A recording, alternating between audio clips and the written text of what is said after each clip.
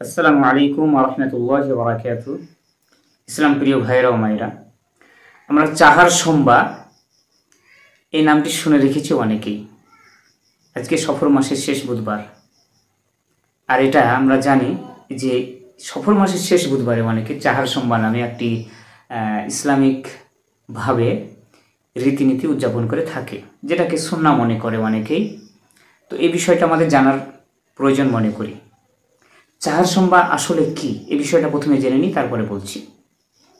চাহার সোমবার মূলত অনেকেই ধারণা, এটা চাহার সোমবার মূলত যারা ধারণা করে তারা বলে যে প্রিয় নবী সাল্লাল্লাহু আলাইহি সাল্লাম নাকি এই সফর মাসের শেষ বুধবারে সুস্থতা লাভ করেন, এবং এই সুস্থতা লাভ করার ফলে সাহাবারা খুশি হয়ে আনন্দিত হয়ে অনেকে অনেক দিরহাম দিনার আল্লাহর রাস্তায় সদকা করে এবং উত্তম রূপে গোসল করে সুন্দরভাবে খাওয়া দাওয়া করেছিল, ভালো খাবার খেয়েছিল। এই ধারণা পোষণ করে তারা এই কাজগুলো করে থাকে।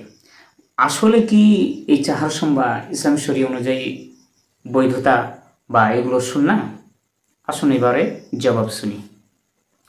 চাহার সোমবার এটা মূলত এক ধরনের সুন্দর সাজানো পরিকল্পিত এবং আল্লাহ রাসূল সাল্লাল্লাহু আলাইহি সাল্লামের যে সুন্নাহ, এই সুন্নাহর বিরোধিতা করে মিথ্যাভাবে এটাকে পালন করছে এবং একটি কুসংস্কার, যেটা আমাদের সমাজে সুন্দরভাবে চলছে। এই কুসংস্কার থেকে বেরিয়ে আসতে হবে আমাদের।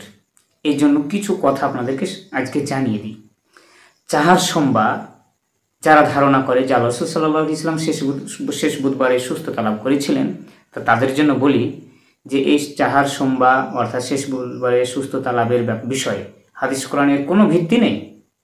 শুধু তাই নয়, বরং ইমাম হাজার এবং ইমাম সাউখি, ইমাম সাখাবি, এই সমস্ত ইমামগণ বলেছেন যে আল্লাহ রাসূল সাল্লাল্লাহু আলাইহি ওয়াসাল্লাম যে শেষ বুধবারে সুস্থতা লাভ করেছেন, এই মর্মে যে সমস্ত হাদিসগুলো পেশ করে এগুলো সব ভুয়ো, মিথ্যা, জাল, এরকম কোনো ভিত্তি নেই।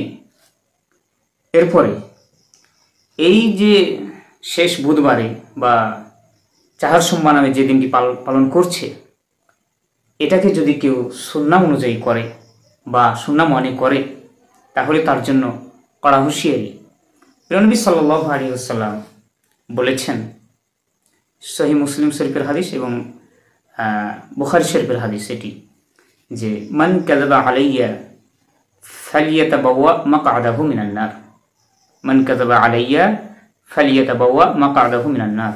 প্রিয় নবী সাল্লাল্লাহু আলাইহি ওয়াসাল্লাম বলেন, যে ব্যক্তি আমার নামে মিথ্যারোপ করে, মিথ্যা কথা বলে, যেটা আল্লাহ সাল্লাল্লাহু আলাইহি ওয়াসাল্লাম বলেননি এমন কথা বলে, সে যেন তার ঠিকানা জাহান্নামকে বানিয়ে নেয়। প্রিয় ভাইরা আমার, যারা না জেনে ইসলাম অপূর্ণতা মনে করে পূর্ণতা লাভ করার জন্য এরকম একটা কুসংস্কারকে হাদিস বলে চালিয়ে দিচ্ছেন, মহাপ্রলয় কিয়ামতের দিবসে প্রিয় নবী সাল্লাল্লাহু আলাইহি সাল্লামের ব্যাপারে মিথ্যা কথা প্রচার করা, এটার জন্য জবাবদিহি হতে হবে।